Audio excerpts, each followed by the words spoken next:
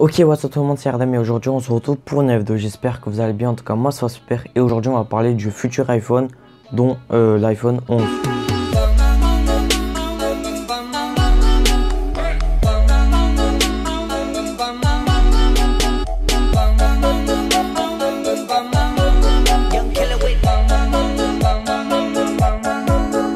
Donc tout ce que je vais vous raconter dans cette vidéo, c'est peut-être faux ou peut-être juste. Donc c'est tous des recherches qui sont sur internet, des fuites, etc. etc. Donc on va commencer par la première chose, les prix. Parce que c'est la chose qui vous intéresse le plus avant le smartphone en elle-même. Donc cette année on attend une diminution de prix 10 à 20%. Vraiment on attend vraiment ça. Et je pense que ça va être vrai. Parce que vraiment les prix ils étaient montés très haut. Et donc cette année on attend vraiment une diminution de prix.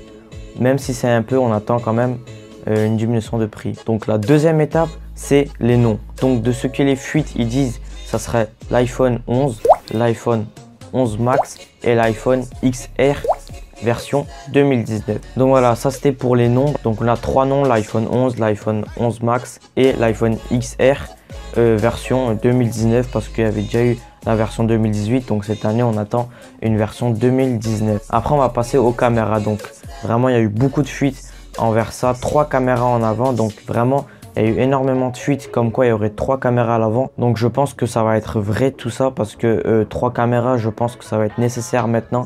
Même si Apple règle tout ça avec une seule caméra, arrive très bien à gérer. Mais je pense qu'il va mettre 3 caméras pour la version Max. Et je pense que 2 caméras pour la version normale l'iPhone 11. Donc on va passer au design. Donc on a plusieurs designs du style Huawei P20. Donc comme vous voyez, avec un carré et 3 caméras emplacées avec le flash à l'intérieur. Donc ça je pense pas qu'ils vont le faire, parce que ça serait vraiment bête qu'ils font un truc énorme avec les caméras dedans. Donc voilà, je pense pas qu'ils vont faire ça. Mais la deuxième probabilité, celle que moi je vois qui va correspondre le plus, c'est tout simplement deux côtés en forme de rectangle, 3 caméras, comme ils le font habituellement, comme ils l'ont fait dans l'iPhone 10. Donc voilà, ils vont juste rajouter une caméra en plus et bien sûr le flash qui sera à côté accompagné. Donc voilà, ça c'est ce que je pense de ma part. Donc voilà, là pour l'instant on n'a que 2 fuites envers la caméra. Donc voilà, on sait juste qu'il y aurait 3 caméras. Donc voilà, c'est déjà énorme.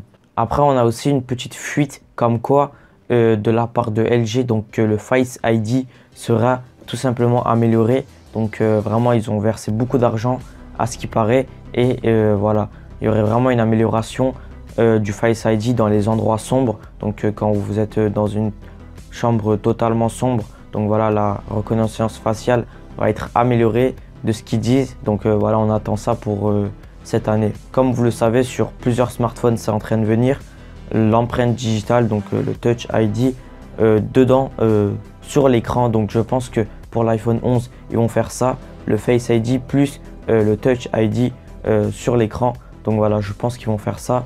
Ce serait vraiment chouette de leur part et je pense qu'ils vont probablement faire ça. Et donc le Face ID il va être 2 fois plus rapide de ce qu'ils disent.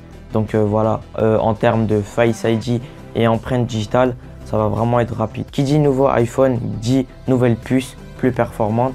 Donc ils vont sortir le A13 Bionic. Donc je pense que ça va vraiment être une puce vraiment puissante comme ils le font habituellement. Et aussi je pense qu'ils vont faire un gros point sur la compatibilité en type C, parce que comme vous le savez, ils l'ont fait dans l'iPad Pro qui est sorti cette année. Et je pense qu'ils vont faire aussi dans leur prochain iPhone le type C. Donc voilà, on a quelques fuites.